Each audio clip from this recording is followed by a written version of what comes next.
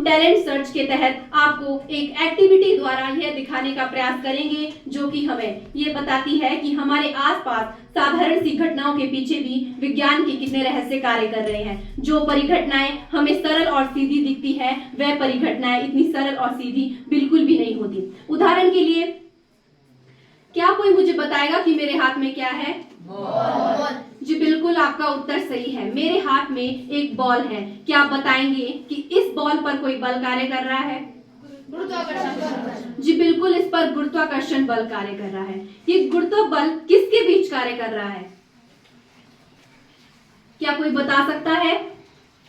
Ball और पृथ्वी के बीच में। जी बिल्कुल, आपका उत्तर सही है। ये बॉल और पृथ्वी के बीच कार्य कर रहा है।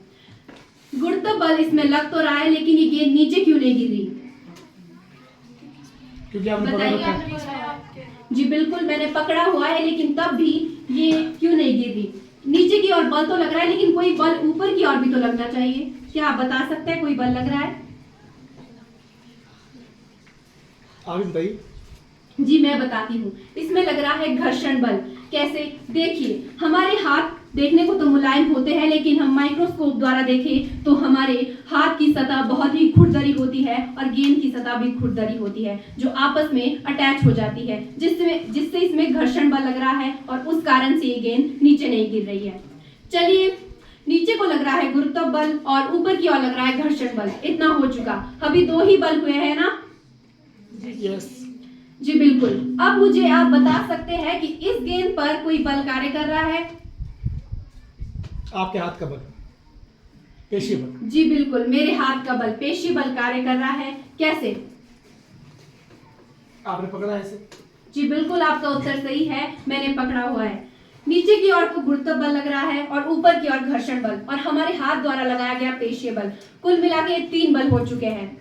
चलिए मैं आपसे पूछती हूँ, क्या मैं इन तीनों बलों को ही फाइनल कर दूं? क्या आप में से कोई मुझे बताएगा कि इस बॉल पर कोई बल कार्य कर रहा है? क्या कोई बता सकता है? चलिए मैं बता देती हूँ। देखिए, हमने इसको यहाँ से अंगूठे से पकड़ा हुआ है तो अंगूठा अंदर की ओर बल दे रहा है और ये उंगलियां इस तरफ बल दे रही है और ये बॉल बाहर की तरफ धक्का दे रही है और इस तरफ भी।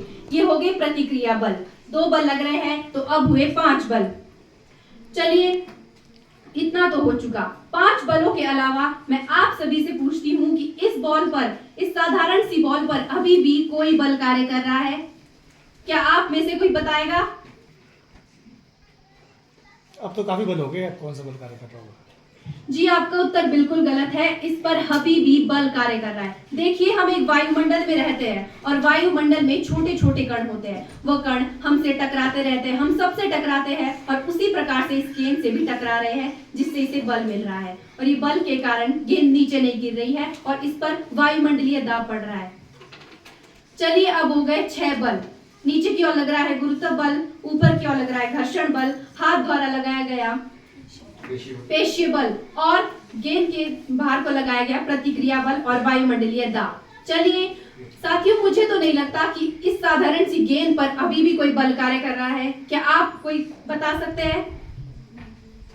अब तो कोई बल नहीं बचा है, सारे हो गए। जी आपका उत्तर बिल्कुल गलत है। जैसा कि मैंने आपको पहले बताया था कि पृथ्वी और गेंद के बीच गुरुत्व बल कार्य कर रहा है। केवल उसके बीच कार्य नहीं कर रहा बल्कि उन 2 चीजों के बीच कार्य कर रहा है, उन 2 वस्तुओं के बीच कार्य कर रहा है जिनका द्रव्यमान है। देखिए, चूड़धार का द्रव्यमान है और इस गेंद का भी द्रव्यमान है, तो इन दोनों के बीच बल लग रहा है। हम सब का द्रव्यमान है और इस गेंद का भी द्रव्यमान है। हम सब इस गेंद को खींच रहे हैं और ये गेंद हम सबको खींच रही है। उसी प्रकार से समुद्र में मछलियां इस गेंद को खींच रही है और ये गेंद भी मछलियों को खींच रहा है। तो क्या आपको लगा इस साधारण सी बॉल के पीछे भी विज्ञान के कितने रहस्य कार्य कर रहे हैं? आप हैरान हो जाएंगे, इस बॉल पर अभी असंख्य बल कार्य कर रहे हैं। तो आप ही बताइए, कैसी लगी आपको हमारी एक्टिविटी? बहुत अच्छी। अगर इस बॉल का एक भी बल ऊपर नीचे हो जाए तो यह बॉल की स्थिति आपको ऐसे नहीं दिखाई देगी। तो क्या लगा आपको कि एक छोटी सी बॉल के पीछे विज्ञान के कितने बड़े रहस्य कार्य करते हैं? तो चलिए अब हम आपको दूसरी एक्टिविटी दिखाते हैं।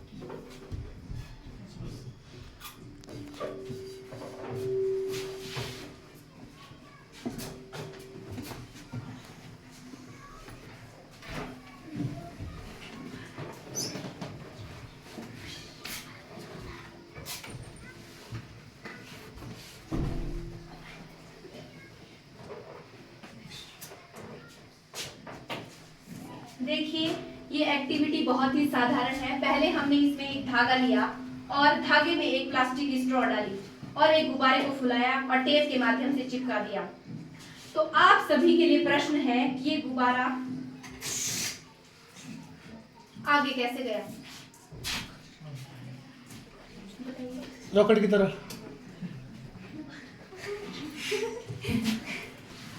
तो आपके लिए प्रश्न है कि यह गुब्बारा आगे क्यों गया? आप बता सकते हैं? न्यूटन के तीसरे नियम के अनुसार action and reaction are equal and opposite. आपका जवाब बिल्कुल सही है।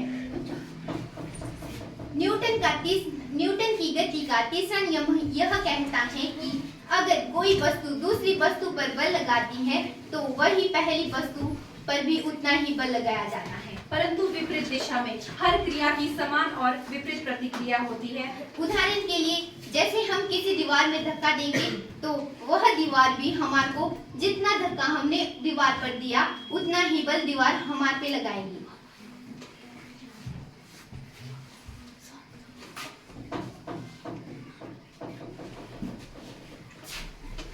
तो आपके लिए फिर प्रश्न है कि अगर हमने गुब्बारे को छोड़ दिया तो गुब्बारे से हवा बाहर निकली, तो आपके लिए प्रश्न है कि हवा पर बल किसने लगाया? गुब्बारे। आपका जवाब बिल्कुल सही है, गुब्बारे ने बल लगाया। पर कैसे?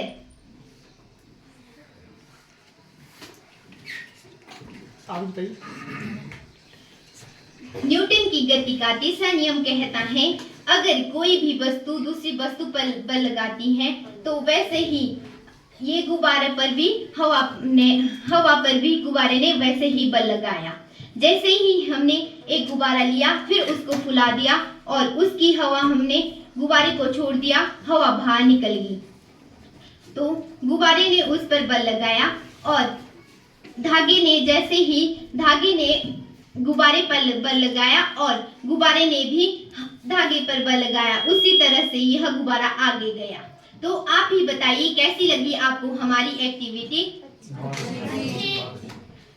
तो धन्यवाद। जय हिंद, जय भारत।